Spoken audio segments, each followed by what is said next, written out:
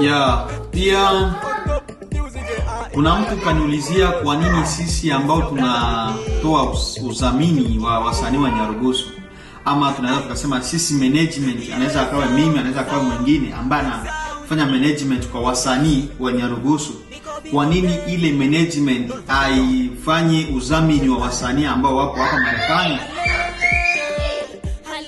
Mimi hilo ni swali nzuri tena ngumu.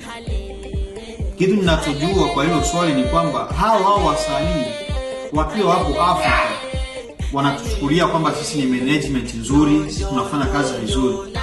Lakini wakija Marekani hesabu zao wanapiga kwamba sisi sote tumeshakuwa sawa sawa. Ina maana wao, mtu anaweza kama kuja Marekani leo hii, lakini leo hivi akajiona mimi na yeye tumeshakuwa uchumi sawa sawa. Ina maana yeye ana $10,000 kwenye benki na mimi na $10,000 kwenye benki. Ile ndio tatizo.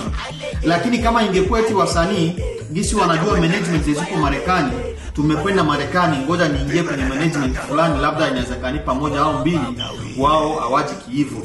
Wao wanakuja ya akili zao kwamba wao wenyewe watajipeleka, yani watajibeba.